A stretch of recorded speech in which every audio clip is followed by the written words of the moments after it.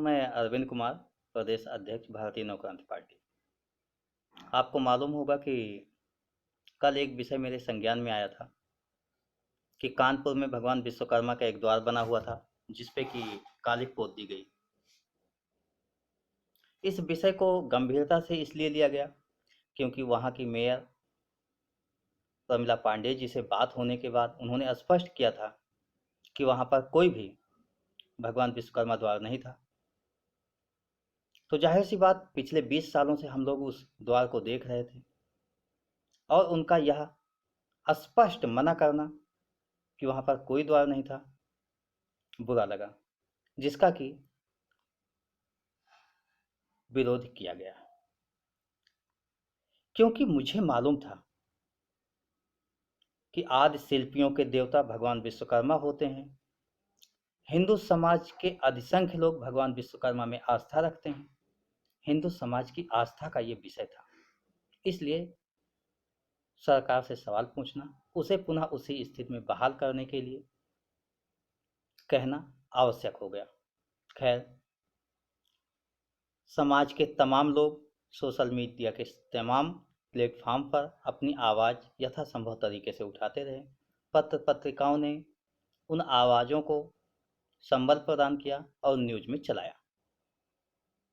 लेकिन अफसोस इस बात का कि आदि शिल्पियों से संबंधित भगवान विश्वकर्मा वंशावली के लोग जो वर्तमान सत्ताधारी दल से लगे हुए हैं, उन्होंने इन आवाज़ उठाने वाले लोगों को ही दबाने का प्रयास किया, यानी डर का माहौल पैदा करने का प्रयास किया कि मैं आप पर एफआईआर करा दूंगा, गलत फहमी ना पालो, फालतू का र्यूमर मत फैलाओ। तो यह कहना चाहूँगा कि जब कोई भी अपनी आवाज़ उठाता है, किसी विषय पर बात रखता है, कोई जिम्मेदार होता है, तो वह सोच समझ कर ही उठाता है।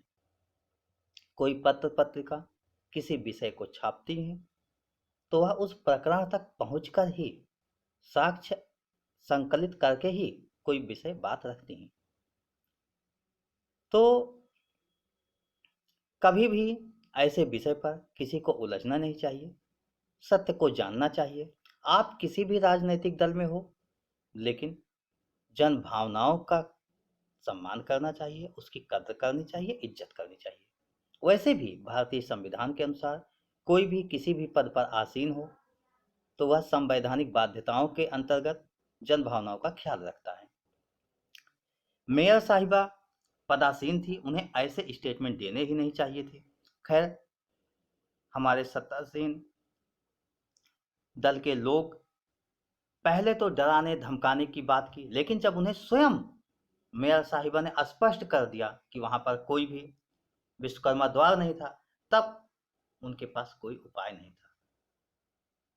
तो मैं उन लोगों के लिए कुछ नहीं कहूंगा, क्योंकि वे लोग अभी पब्लिक फोरम पर आ रहे हैं, पार्टी की नीतियों के तहत डर का माहौल पैदा करना चाहते हैं, लोगों को डरा के धमका के बोलना बंद कर देना चाहते हैं, क्योंकि उनकी संस्कृति वही है, वो पार्टी का व्यवहार है, आदत है। लेकिन भारतीय संविधान ने सबको बोलने की छूट दी थी और उस छूट का फायदा उठाते हुए लोगों ने अपनी आवाज, अपने धर्म, अपने ईश्वर के प्रति आस्था को व्यक्त किया। खैर, देर से ही सही, भाजपा के कुछ शीर्ष नेताओं ने इस सत्य को समझा।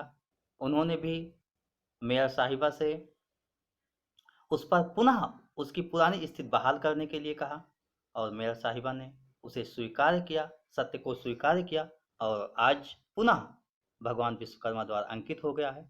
तो इस अभियान में जुड़े हुए सभी लोगों को, जिन्होंने हिंदू धर्म की आस्था का सम्मान किया, भगवान विश्वकर्मा में आस्था रखने वालों के लिए सर झुकाकर सम्मान किया और उस द्वार का नाम पुनः भगवान विश्वकर्मा द्वार बहाल करने में मदद की, सभी को बहुत बहुत धन्यवाद।